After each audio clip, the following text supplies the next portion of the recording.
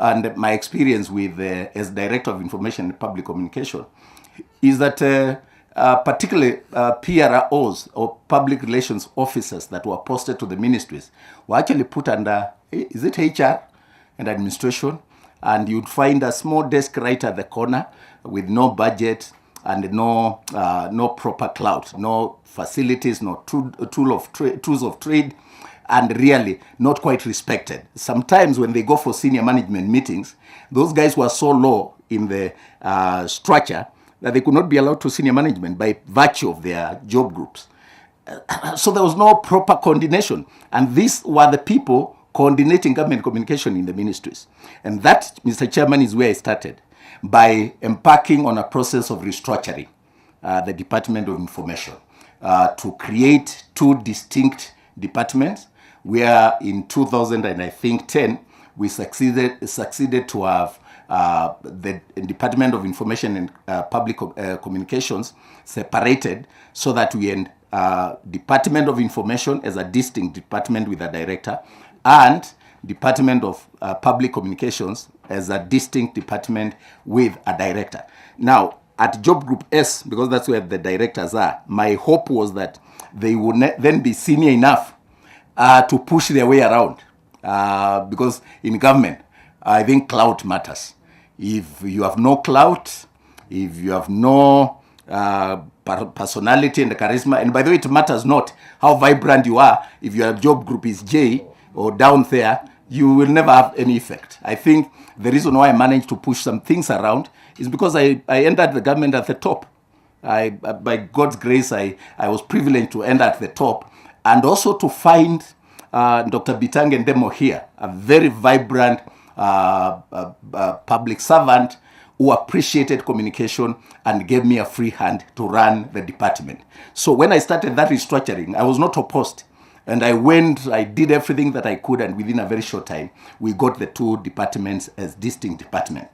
Then it ended up creating actually a position for me by default, because that was not the intention. But when the position of Secretary of Information, who was now supposed to be coordinating the two departments at policy level and ensuring that their performance contracts are tied to his function and therefore reporting to the PS, there was a clear structure at the highest level that communicated direct to the PS and the CS.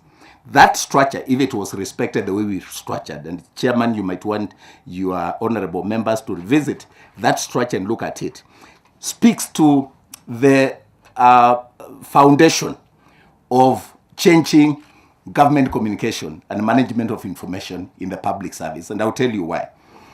The government, by that structure, and from my own personal experience when I served here, has the best brains, I'll tell you. The most hardworking people, has the best structures for communication spread across the country.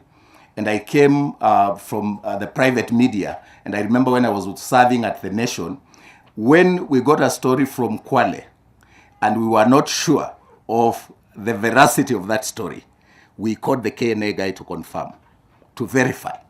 And the KNA copy was our Bible. Even though Nation Media Group, where I worked, was the biggest media house in East and Central Africa with all the resources. But the KNA guy had the final word. Where there was doubt, I went for the KNA guy. And but I came to the government and realized now it was no longer the same. The KNA guy never mattered, and nobody wanted to consult him. The KNA guy's Land Rover was worn out. He could not get to meetings on time. And then, using the KNA machinery, I think we can go back to bringing credibility to the government by ensuring that those guys are empowered, they have the tools of trade, they are well motivated, and it's better to have a lean service but functional. It's better to have lean establishment, but one that is functional and where people feel inspired and motivated. And then the last one, Chair, is on public communication, public relations officers.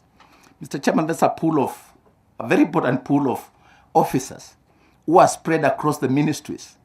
And they are the ones who write the speeches, who coordinate the information and the communication of the cabinet secretaries and the ministries.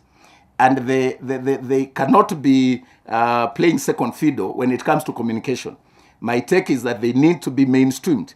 They need to be recognized. They need to be given the tools of the trade and the right position to be able to manage from a professional level communication from the ministries. And last good thing, Chair, you are one of the most vibrant journalists we've had, and that is important. But when it comes to those guys who are in those ministries, I think they're facing a challenge of having, are they being called consultants or advisors, who push them completely out of the scene and run the show. And I tend to think there's something that comes with the longevity and experience and a sense of ownership if you're going to communicate. If you come as a private sector operative advising the cabinet secretary and fail to recognize the PRO in the ministry, ignore them. They call a press conference, you cancel it, or you call one where they didn't know, and create discordance and incoherence in the operations themselves. Chairman, there's going to be a problem. And I think to address this, Chair, you might need to speak to those PROs and get their own experiences and how they are coping in the new era of government advisors to the ministers. They are advisors to on everything right now that I think, again, since these advisors are based on the personality who came, if the minister left today, then he lives with his own advisors. Some of them are not mainstreams. I think it is important that we look at the PROs and give them the clout that they deserve and empower them. And if we need to restructure the entire enterprise, do so. But when you become a PRO for the ministry, then you should be recognized and mainstreamed. And that office of communication needs to be put at the par with the other management, so that when there are senior management meetings, the PROs and information officers can attend.